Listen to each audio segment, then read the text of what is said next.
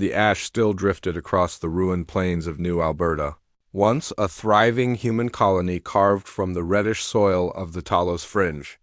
Now only the skeletal remains of buildings jutted out like broken teeth.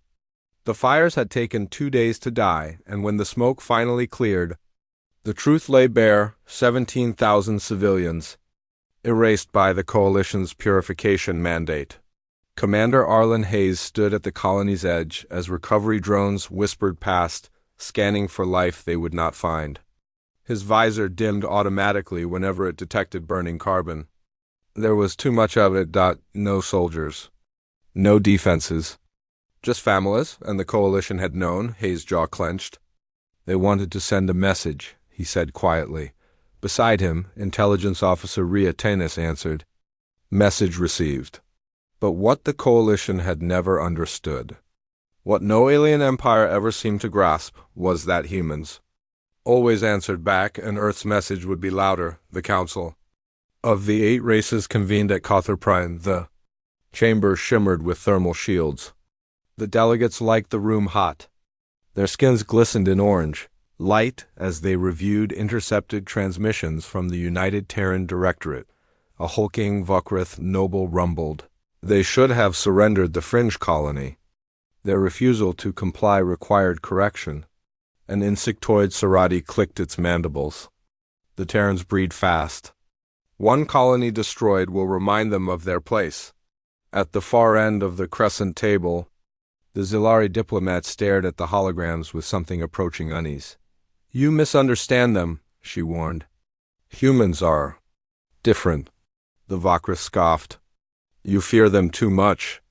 They are a minor species, primitive, emotional." The chamber lights flickered. A new signal had arrived. Encrypted, heavy bandwidth military. The Council opened it. And froze. It was a declaration. Not of war, of consequence. Earth acknowledges the attack on New Alberta. 17,000 human civilians died without provocation. In accordance with Terran Defense Directive 7. We are coming. The final line hit harder than any threat. 800,000 Warbringers are en route. A coldness the chamber's heat could not erase crept through even the Vakrith's armored hide. "Impossible," the insectoid Serati whispered. "They don't have that many." The Zilari diplomat closed her eyes. "Yes, they do." The Warbringer-class platform was not a ship, it was a philosophy in metal. When humanity learned decades earlier that they were dwarfed by alien empires, they had chosen quality, not quantity. Each Warbringer carried its own slipcore, a mechanized regiment, orbital kinetic arrays, AI, command networks, and the infamous Terra Lance, a weapon so energy-hungry it required a microstar reactor, and now 800,000 of them were on the move. Humanity hadn't mobilized like this since the Second Exodus. Not for conquest, for justice. Aboard the TDS Resolute, Commander Hayes stood on the command deck as slipstream indicators glowed blue. A fleet no, an ocean of Warbringer signatures filled the tactical displays. Thousands of icons. Tens of thousands. They stretched across space like a swarm of silent steel angels, but none of the crew celebrated. "We're not here for glory," Hayes reminded them. "We're here for the dead." His voice was steady, but inside him lived a fire that had begun at New Alberta's ashes. The warbirds aligned into spear formations. The navigational AI whispered final route confirmations. "Commander," Rhea Tanis said. Stepping beside him, Coalition forces are falling back to the Cawthor line. "Too late," Hayes replied. He raised a hand. "Execute." Operation Lighthouse. The stars folded. Humanity. Advance. The first contact the Coalition's border defense. Fleet 12 full battle groups waited along the Cawthor line, weapons charged, shields flaring like blue halos. When the Terran Armada emerged from slipspace, the void seemed to inhale, standing shoulder to shoulder.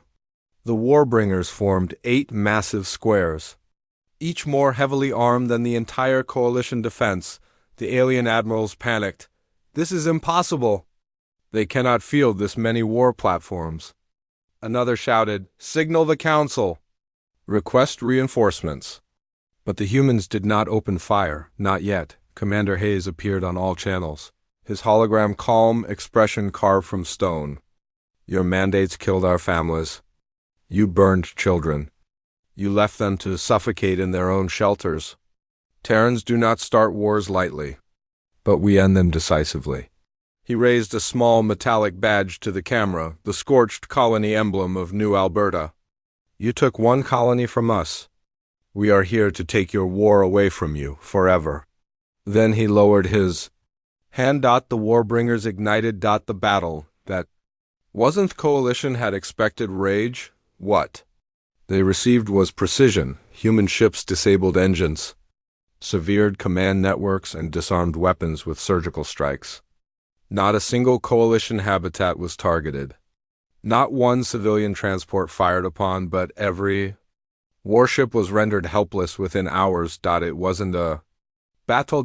It was a demonstration, a reminder that no one outmatched a humans pushed to righteous fury. The councils surrender. The Council of Eight convened again, this time surrounded by human fleets. Visible from their planetary orbit, the Zilari diplomat spoke first. We made a mistake.